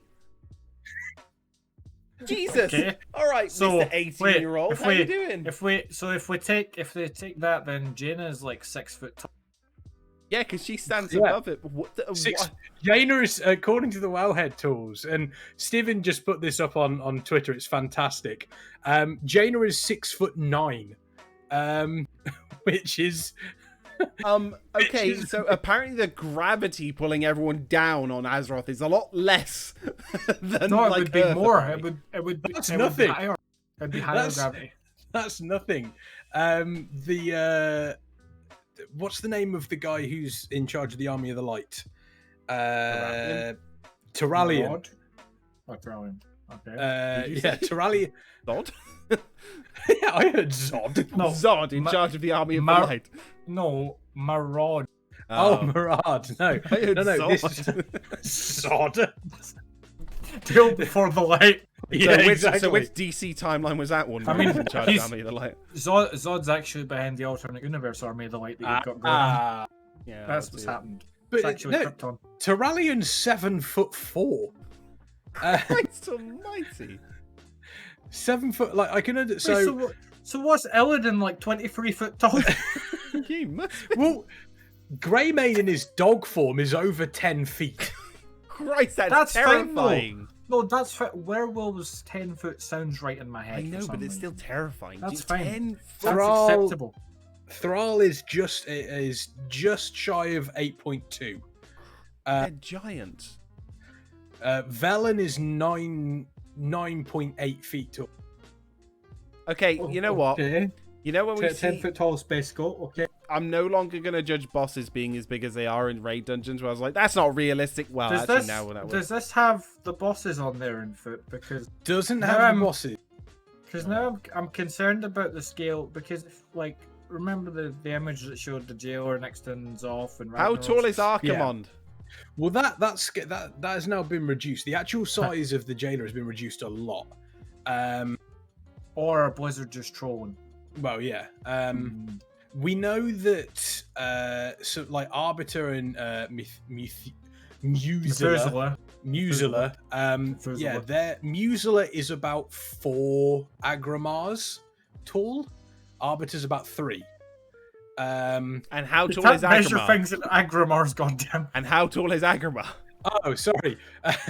So Agramar is basically just over 20 meters tall. Okay, thank you. Like now we have a basis.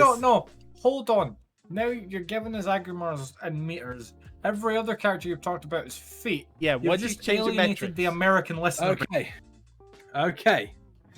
Agramar is 68 foot. Okay. Oh. Oh boy. So.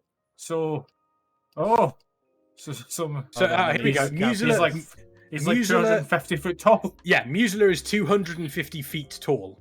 68 times 4. 272 feet tall to be. Right, I said he was kind of, but he's 250 Kind feet of. tall. No, we need exact measurements, man. We're being scientific here. We're going for accuracy. So he's taller than like the highest drop roller coaster in the world. Yeah. So Musula is 250 foot tall. Arbiter is 212 feet tall. Agramar is 68 foot tall, and the Jailer is 53 foot. We can put that. N'Zoth was only 158 foot tall. Only. 158 foot tall. However, it's not just character models. Wait, so hold on. So if we were to stack 5 Mahuzalas on top of each other, they'd be the same height as the Empire State. Potentially, yeah. So the Empire State Building is 5 Mahuzalas tall. There we go. Oh, please, there's no Edge of the World stuff in that, please. Not by Medusalas, not by So- Agramar. And then, so now we can compare it to Darth Vader's Star Destroyer. Yeah. Because we have footage of that compared to the Empire State. But it's not just character models that he's been able to do this with. He's also been able to do it with the sword, Sargeras' sword in Silithus. Oh no. Sargeras' sword in Silithus. 3,000 foot. 9,532 foot. Jeez. That's how tall I've said it. Sargeras' sword I've is. said it before, and I'll say it again. So The only way So that sword it's is a third- being pulled out is Azeroth grows an arm and pulls it out of herself. Well, That's it's- the only way it's going to happen. it's a third the height of Mount Everest from Yes. sea level. Which It's Which pretty means- ridiculous. that should be playing all sorts of havoc and like orbital mechanics for us. Like, Jesus, Yeah, that's going to change. That's going the to tides will be screwed up. The like- weather. Although we say, oh, it should change stuff. Fairly certain Sargeras' sword changed a lot. Not as much as Deathwing jumping out of a hole in the ground for some reason. True. Yeah, he did that, and a whole park disappeared. Deathwing destroyed the park on purpose, but he climbed out of a hole in the maelstrom, and that caused the Barrens to split in half, a volcano to explode, the Eastern Kingdoms to split up further apart for some reason, Vashir to rise higher up from the bottom, the Broken Isles what's it called? Broken Isle, the other bit. The other bit. He flew across Azeroth and into caused a Tomb, lot of that destruction himself, though, not just by He climbing. didn't fly over the Tomb of Sargeras, attach a chain to it, and then go.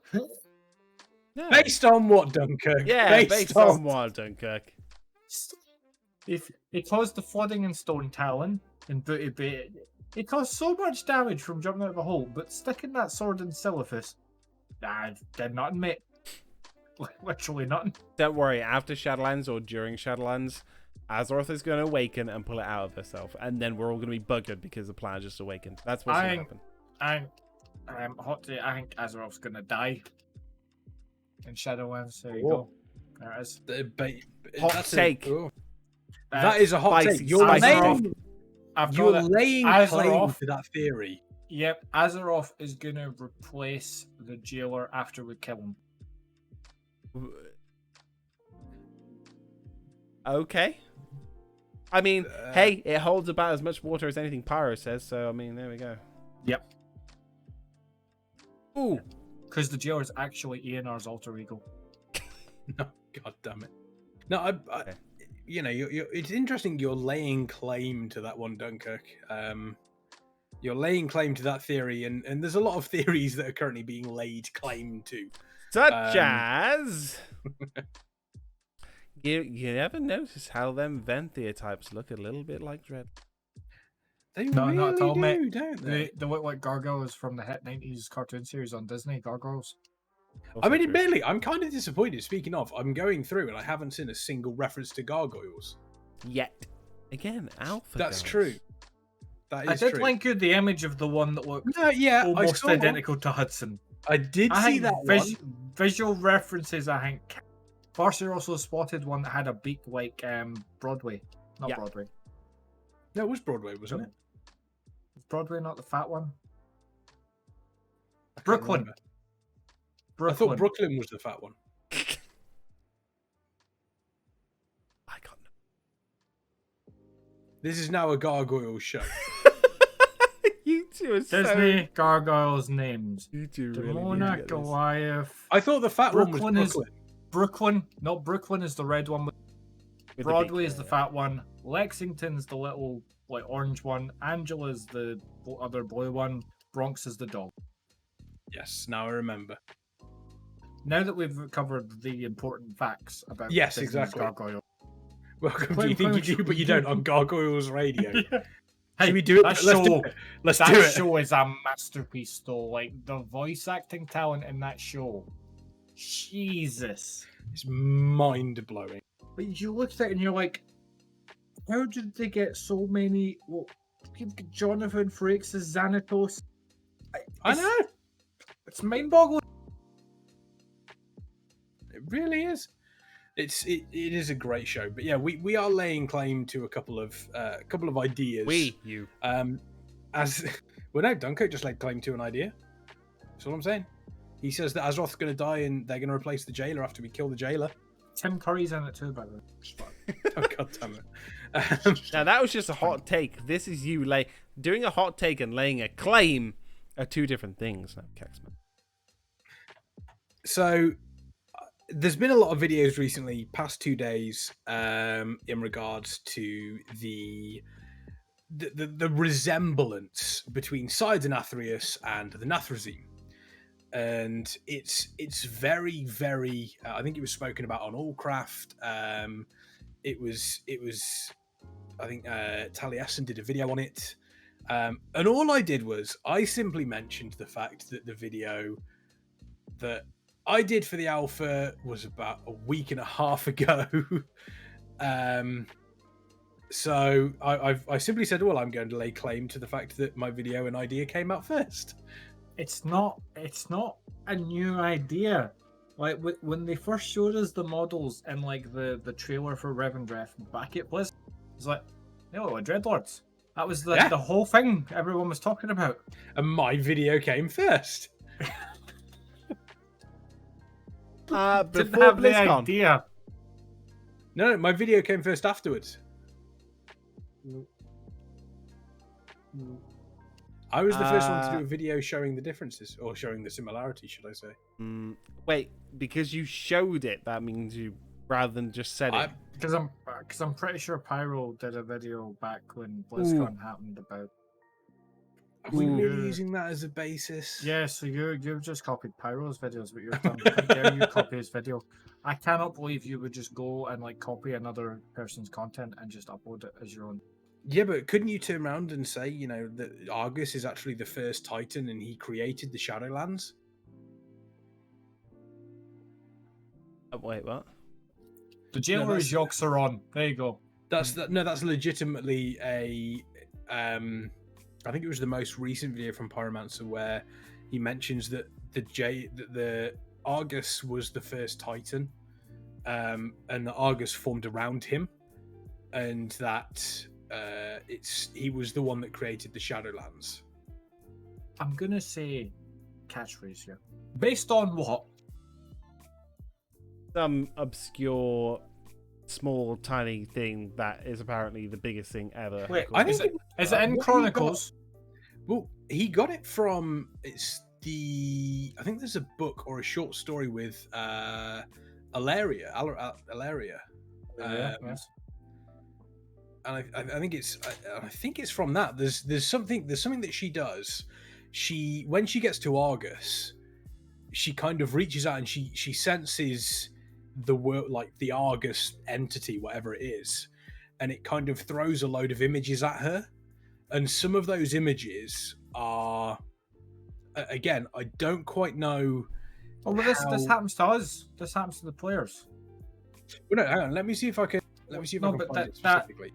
That exact thing you're saying happens to the players as well. When we go to the cave and encounter Magni, Argus is in pain. I can feel its pain. You touch the thing and it shows you visions of like Agrimar and what's going on, which means Argus is a good guy. Yeah, we killed it. We killed. This is the first. I will say this is the first thing that Pyromancer has kind of said, and I've kind of stopped and gone, huh? That actually.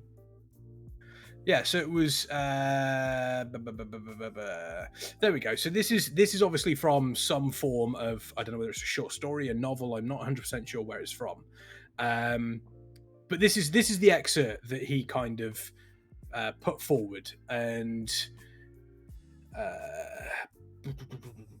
yeah, it tried to communicate with her, and Illyria felt as its raw emotion gave way to something else. Memories. It was sending her its entire lifetime in a single uncontrolled burst. In that instant, while the corrupted font of arcane might was upon her, her mind was transported elsewhere. This being was so much more powerful than the minion of the shadow had been. Then she had witnessed flashes of destiny. Now she lived a history that surpassed the existence of the universe. It mentions it was energy spinning out into the cosmos. It found warmth near a sun, and a world formed around it to protect it as it grew. Generations of life lived and died upon it. It was betrayed. It was bound by something powerful. They enslaved worlds. They burned worlds. They used its strength to revive their fallen souls. It hurt so much. They found another. It was much more powerful. They wanted to claim it too. Then they would be unstoppable. It screamed from into the cosmos for help. 2 children answered the call. 2 bright lights. 2 bright lights from Azeroth. A world that was like Argus. Now, I don't know what book this is from. But if it was like Argus, then does that not mean that Azeroth and Argus maybe at the same time happened? Well, that's possible. It's really weird because I don't know. Parker saying 1,000 years of war. I don't know whether that could be it. But if this is like an in-canon book, then it basically means that this, instead of being, as we saw with Titans, where they go around and they check to see if a world soul is inside a planet, this was the other way around. This thing seemed to be I don't know whether it was a world soul or whether it was, I mean, it mentions it was energy spinning out into the cosmos and then a world formed around it. I don't know, it's odd. It's getting very Star Wars up in my Warcraft. What? Midichlorians. Space. Travel.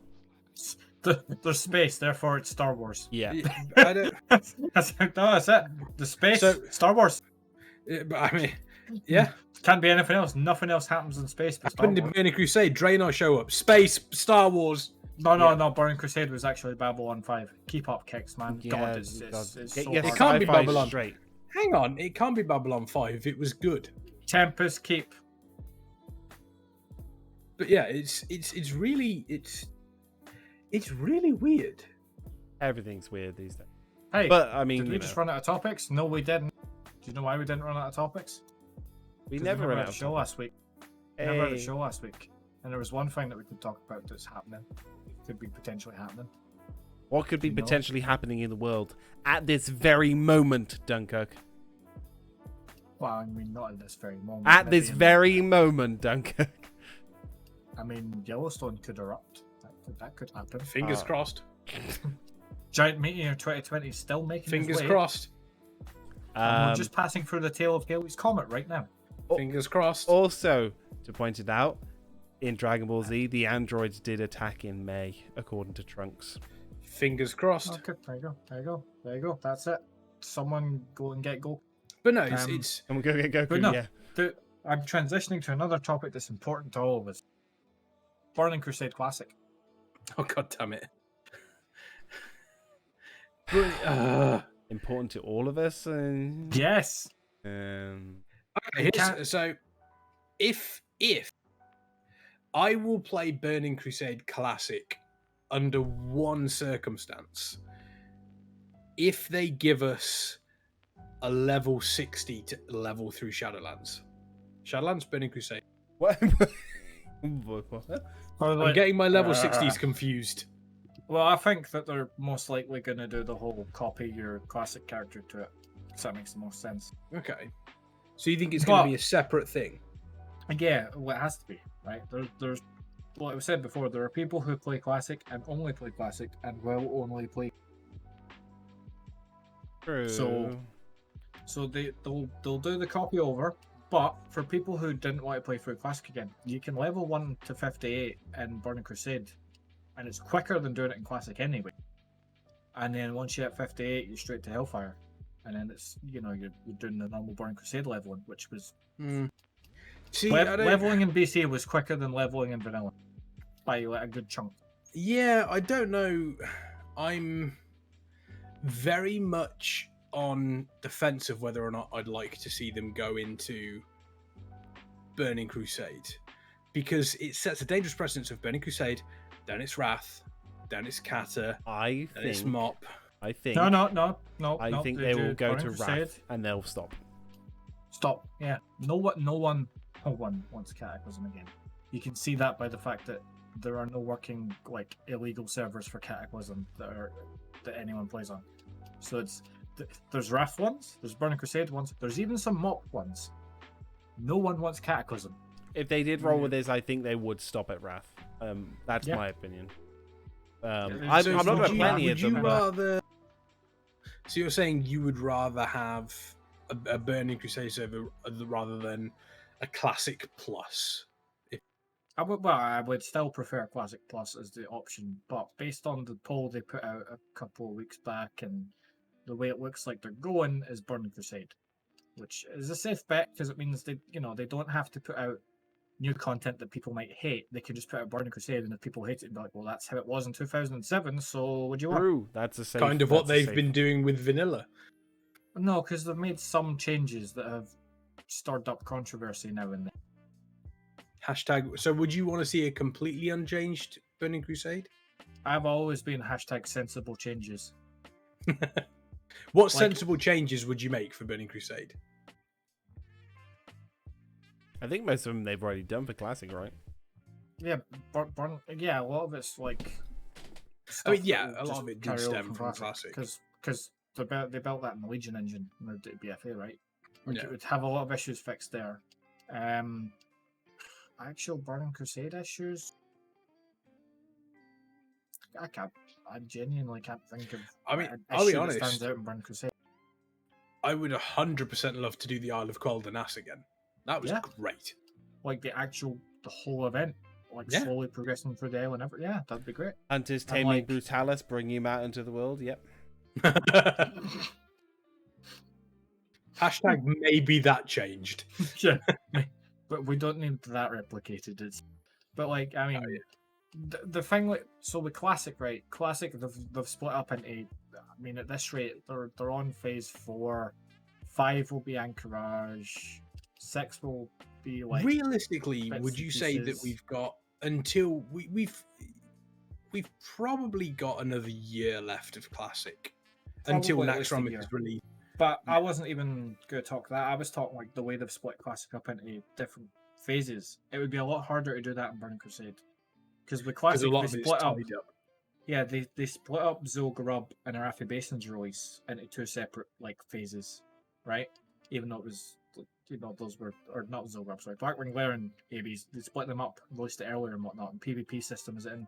They've changed things in that regard for release schedule. But Burning Crusade, it launches, and you've got Karazhan, Grill's Lair, McFerrin's Lair, Tempest Keep, Serpent Train Cavern. They're all there.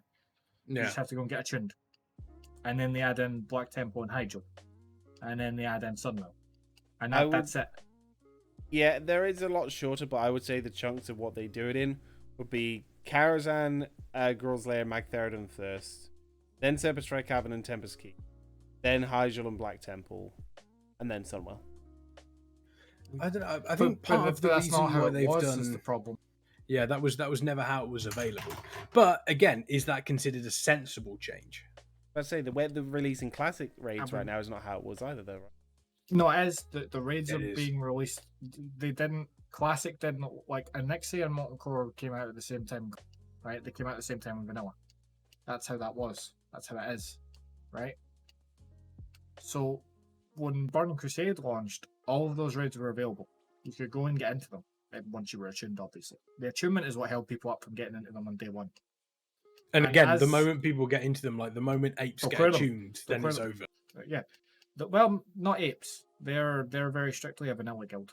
I don't Oh, think well, they- yeah, I suppose. they'll- But similar guilds. Method might actually be able to win a race in Classic.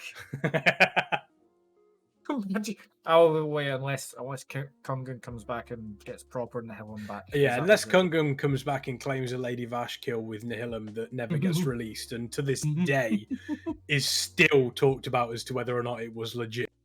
That was legit. They got it, bro. What are you talking about? They still there. have not released the footage. They have the footage, Yeah, but but they they've got never the loot, released it. I bet you could see the loot on their players, so it was fine. That's still So we're- sketchy, that is. Well, so yeah, what you're saying, if they release all the raids, as that one Chinese guild proved, because China got the expansion way later than the West, China's version of Burning Crusade launched with Black Temple available from the start, right? And they went in there in tier 3 from Nax Ramus because they'd been farming Nax for like 3 more years than anyone else.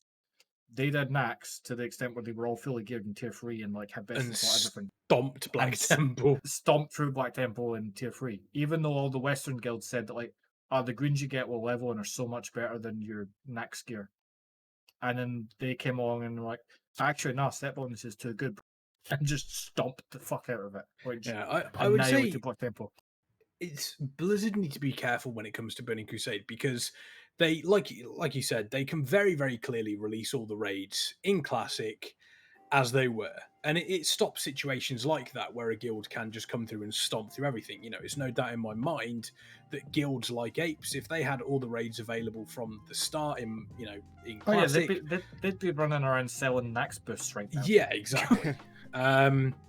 So, you know, the fact that they were able to release these raids as they came is a good thing because it not only does it tie in with how Classic was, it also means you don't have this horrific thing where we're selling Nax boosts 2 months into the goddamn Classic expansion or however it would have been. Also, controversial change.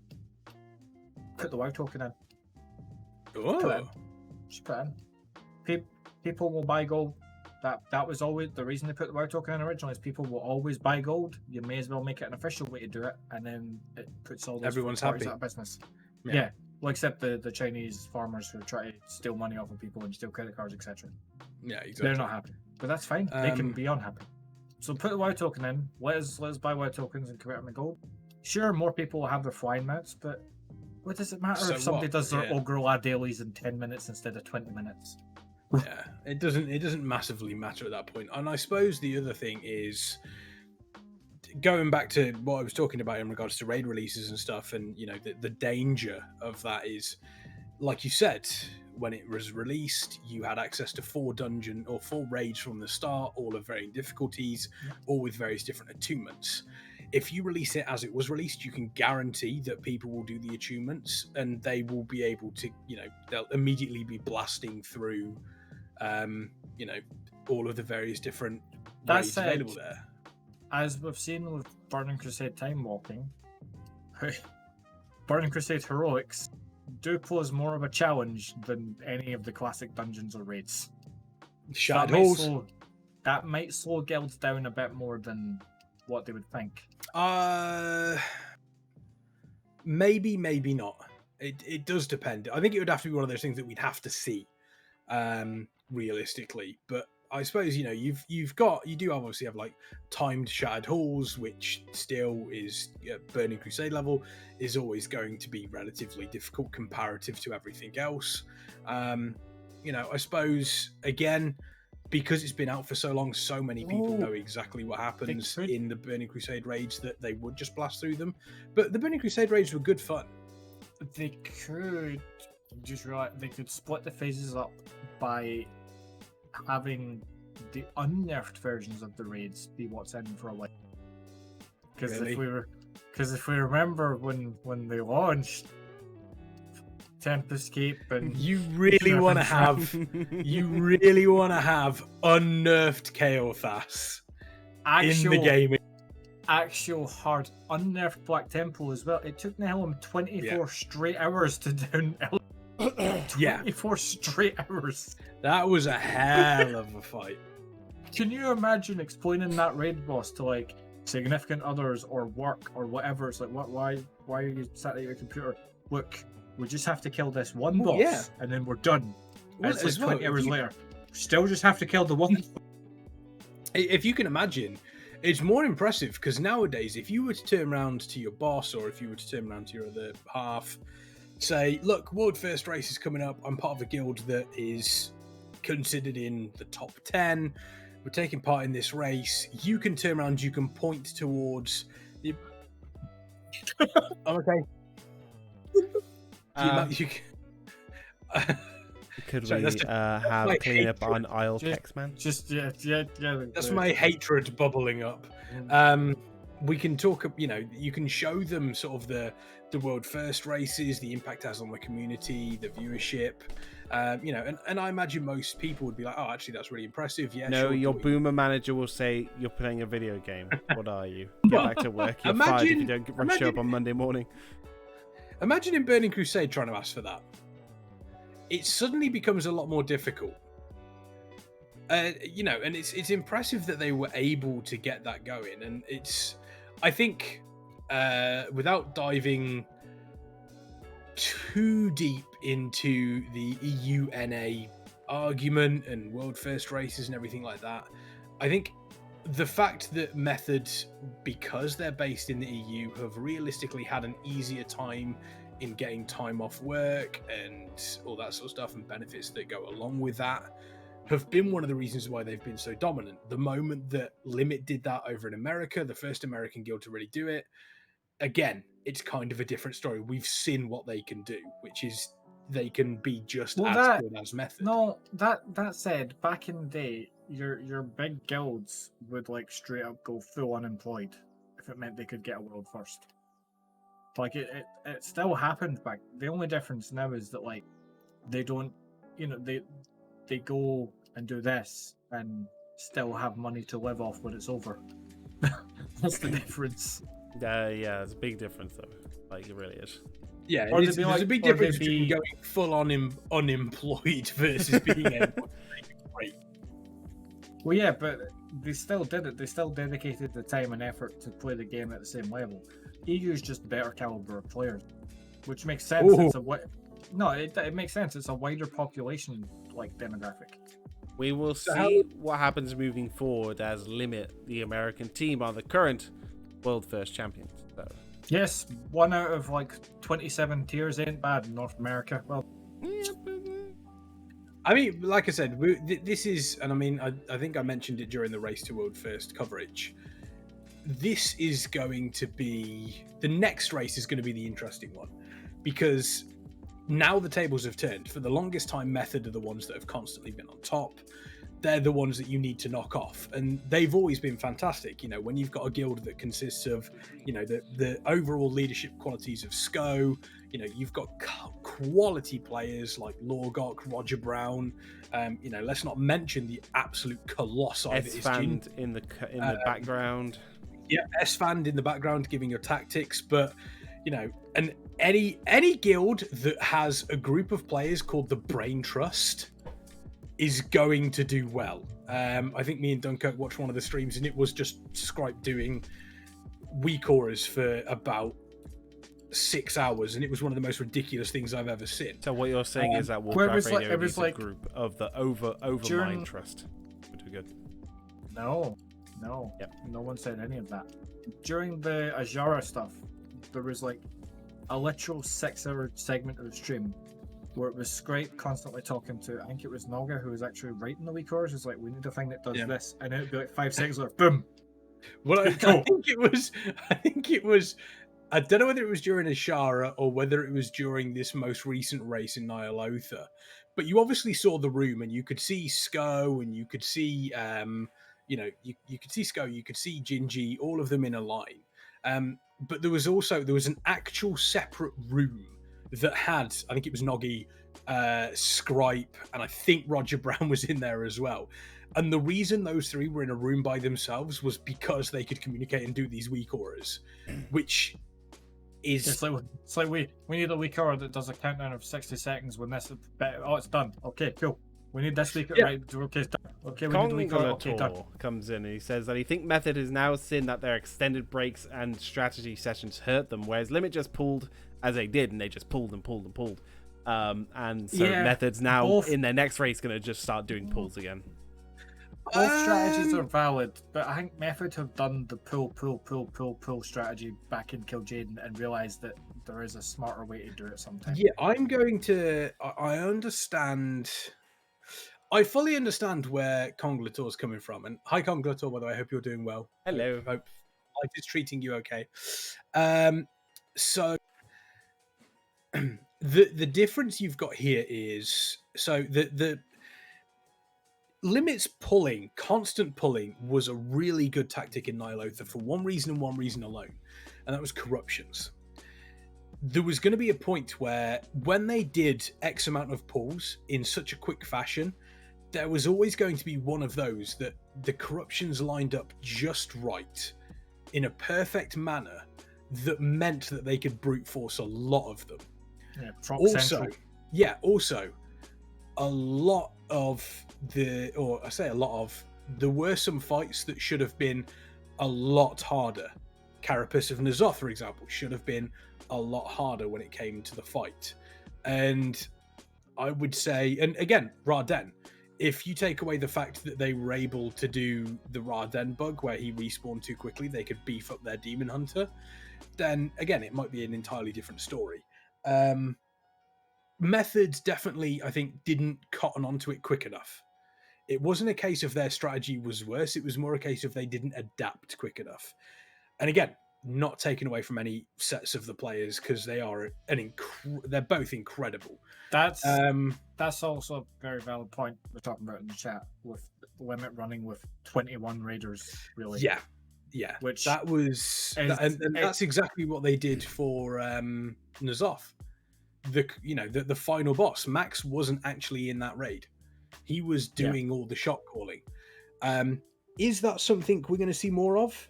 I would probably say yes. Is that going to be... count a kill like that though? I would say that as a community we should start being like, no, it is a 20-man raid. You get 20 people. If you can't do it with 20 people, you can't.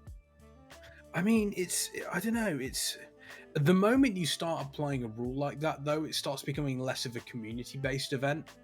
And I suppose... No, I'm not saying like a rule, I'm just saying like, put community pressure on it and be like, your kill's worth less because you did it with 21 guys and they did it with 20. Let's just have like world first 20-man mythic kill, world first 21-man. Yeah, it's the limit pulled much faster, and I think we're going to see come the latest rate, come the next method break. Oh yeah, and the method break. Method break me. It really was points where they would pull once and then be on like a 30-minute break, and you're like, okay. Sean Gas saying, wonder if Sko will transition into that slot with Shadowlands.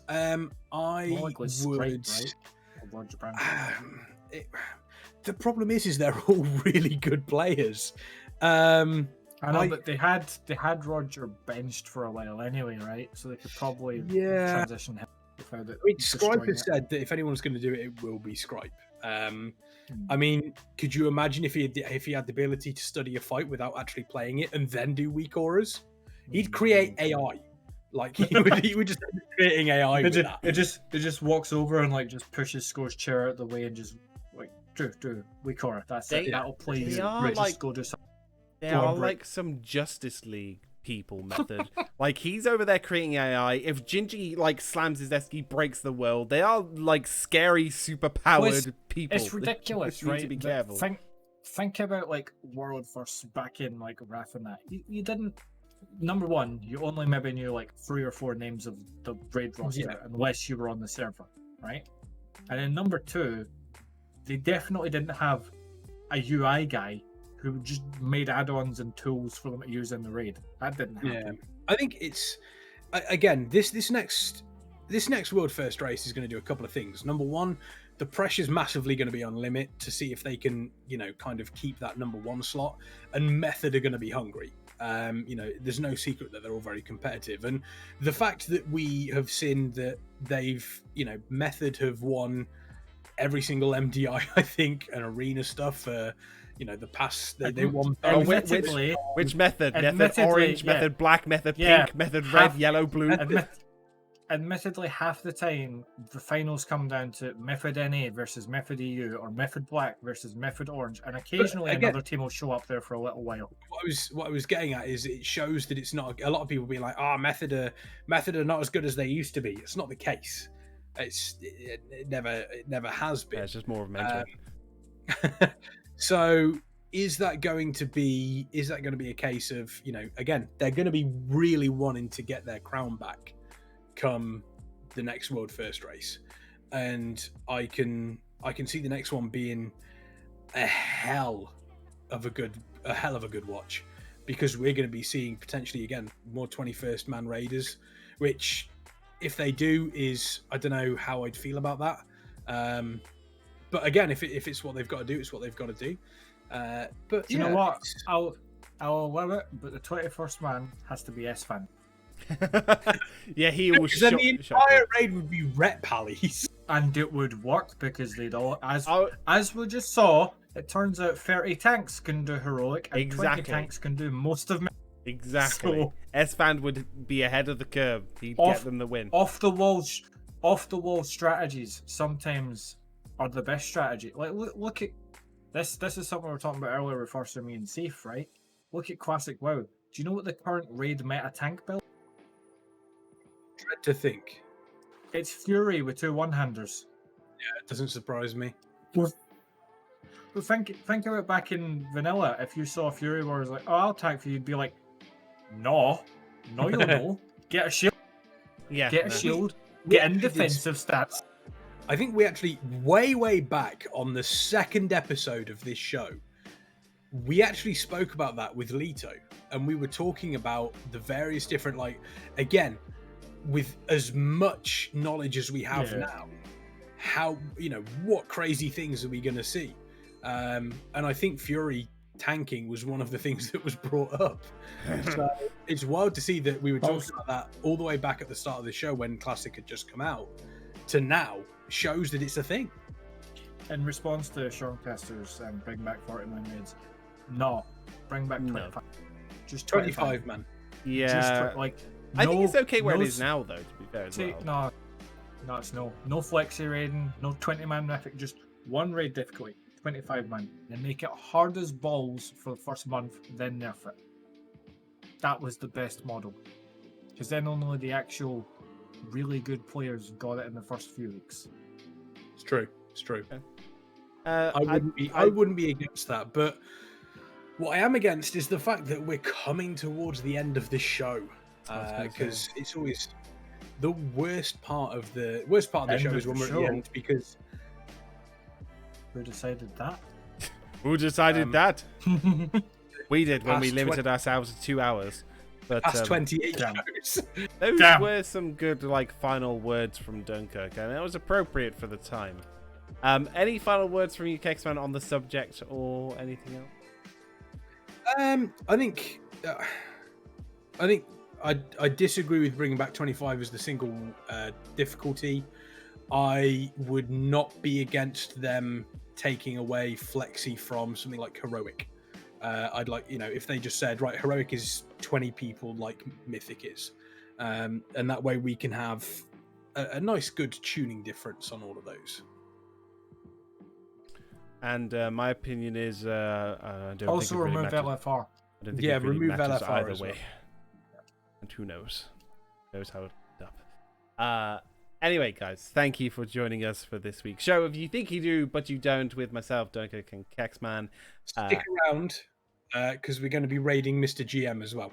We will be raiding Mr. GM. If you do like what you see here, you can sub, follow, check out our Patreon, Warcraft YouTube channel. We got loads of stuff, social media stuff. If you follow us on social media, helps keep the lights on, as we said earlier. It really does. But yeah, this has been it from us three. We'll be back again next week with some more opinions, facts, figures, and lore. And yeah, and hopefully some more and new stuff to talk about with the Shadowlands Alpha build. Hopefully they'll add in something big. Please. Next week, yeah, because we need. Give us Maldraxxus. Give us more things to talk about, please. God. There's anything talk. Anything. Well, no, don't just say anything, otherwise we'll get what we've got this week. Anyway, that's it, folks. That's all she wrote. Stick around and give a big welcome to Mr. or a big hello to Mr. GM. Big welcome. Big friend. Go in there and say you're welcome. No, don't say that. Don't do that at all. Away. Away. That'll do. That'll be the one. And bye, guys.